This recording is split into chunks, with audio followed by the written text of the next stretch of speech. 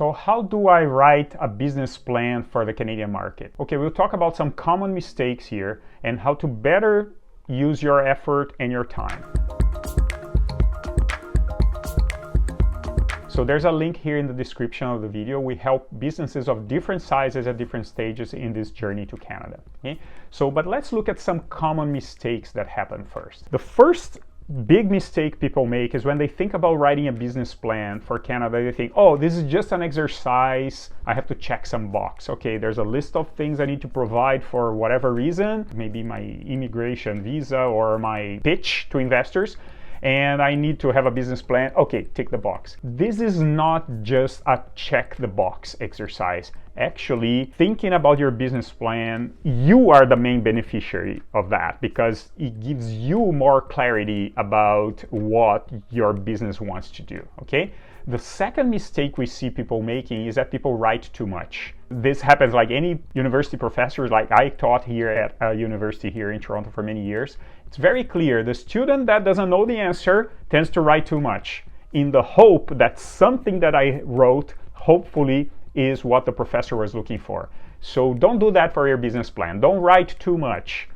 Think about it and write, just go to the point, right? To what you want to communicate. Nobody gets impressed by many pages of a business plan. Also, one mistake we see that happens a lot is, let's say, different business plans have different goals. For example, if I'm writing specifically because of an immigration path that I need to justify sending an employee here to get them a work permit, people want to know a specific thing for that reason. So like writing a generic business plan without taking into consideration the specific things that the reader wants to see, that's a mistake. People are not gonna get impressed with other things in the business plan if what specifically they want to see is not there. The other thing that's a mistake is being too vague. Oh, that's how we're gonna do our marketing. We're gonna, oh, our product is great, and we're gonna pay for Google ads, and we're gonna do social media, and that's how we're gonna sell it. Well, how exactly? Who are the clients? How you're gonna approach that?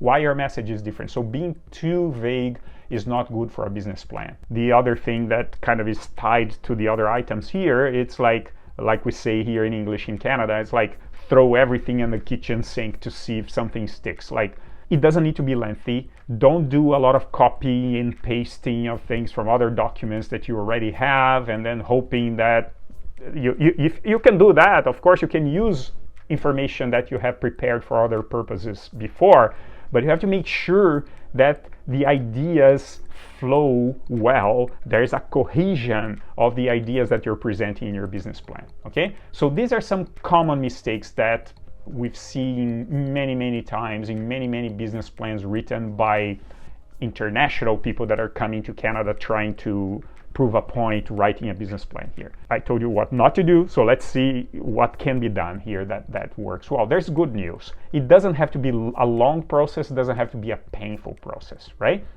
First, there's an abundance of templates here, right? You can go to any of the main Canadian banks, for example, RBC or TD or Scotiabank, CIBC, like any of the larger Canadian banks are gonna have a session there for business banking, and there you have some educational materials that they provide in the bank's own website, right?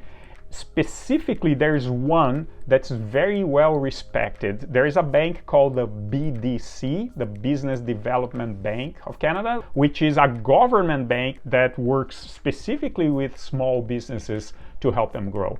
And the BDC, you can go to their website, and there you have a whole session on business plan. You can download their template, and you can use that template as your base to write. So you know where to start.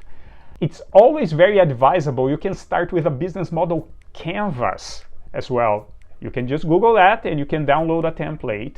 The good idea of a canvas is that essentially it's like a business plan in one page. It helps you first organize the ideas and also see if you already have some major blind spots, because some things may happen naturally. You didn't even think about it. If you have an existing business in your country of origin, there are things that you already do you don't even know how to explain, because it's like me explaining to you, how do I breathe? I mean, if I'm trying to teach somebody how to breathe, I don't know, I just breathe, right?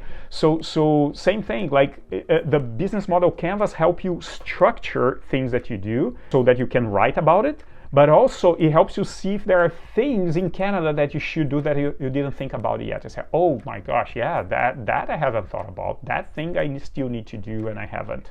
So it's very, very useful to start with a business model canvas. And from that, once you have filled all the different areas of a business model canvas and you're happy with it, now you can write into a template from the BDC, for example, and there you have your business plan. So it can be a very easy and step-by-step process, right? If you're working on a business model canvas, the advice here is like always start with the middle, which is the value proposition. What is it that you sell? It can't be, oh, I can do anything for anybody. It has to be something very specific that you do better than anybody else. And also you start with the customer segments, which is the right part of your business model canvas, right? On the right hand side.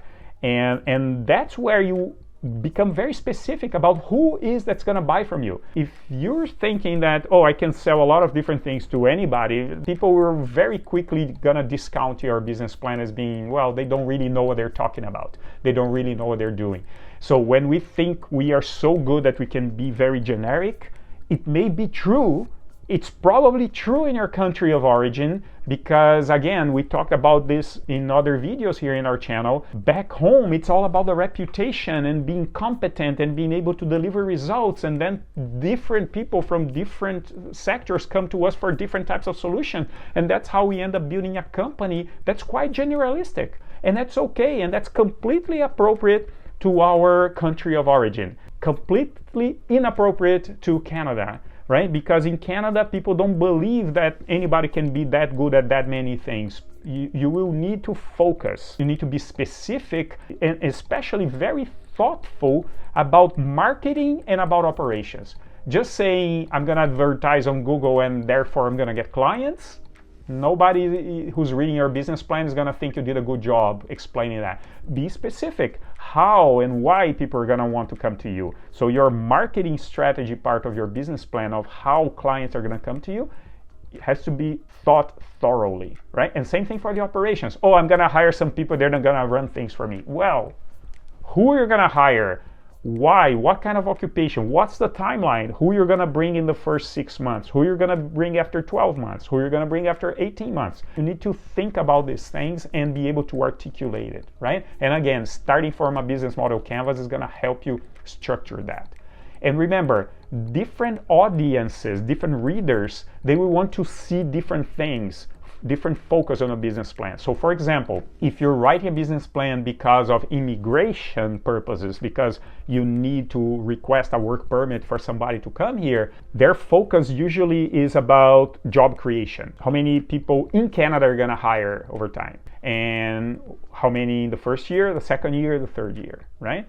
Or how much investment you're going to have, or are you going to rent a building, a warehouse, an office. So it's about the hard commitments, how much money you're spending here, what resources in Canada are you engaging, physical space, people that you're hiring. That would be the immigration angle. If you, on the other hand, you are like more like writing a business plan because you're hoping to attract investors to put money in your company, the focus again has to be on the financials, financial projections, returns, and the operational plan, and like show how you support that wonderful projection that shows everything getting better over time. You have to show a story that is based in that. It's not wishful thinking, oh yeah, if we do everything right, things are gonna grow, because that's how it works. You have to be very specific about step by step what you're gonna be doing. And if you're writing the business plan, a third type of reason may be to obtain some type of incentive money for your innovation. Then again, the focus has to be on the impact of your intellectual property. Okay, I'm creating this thing that still doesn't exist. This thing is going to be useful because of that. And it may be that it's something that's going to be useful in other places, not only in Canada. Well, it's because it's a low-cost diagnosis tool for places where there's not an easy access to a MRI machine. Okay, so I can do it this way. But you need to be specific, okay? So what are the highlights here? First of all, the business plan is for you to gain confidence that your business is going to generate the money you need in Canada. You're going to be successful. The second thing, it's all about quality. It's not about the quantity. It's not about how many pages you have, how many charts you're putting, how many tables you're providing. Do they mean something? Are they telling a solid story? Are you explaining that well? And every word written needs to survive scrutiny. If you wrote something, you need to be able to back it up. If people ask you, well, but what about this? You say, well, it's because of that, right? How do you prepare? Well, we have our program here, Your Business in Canada. Click on the link and it'll be a pleasure to talk to you. Have a good one. Bye-bye.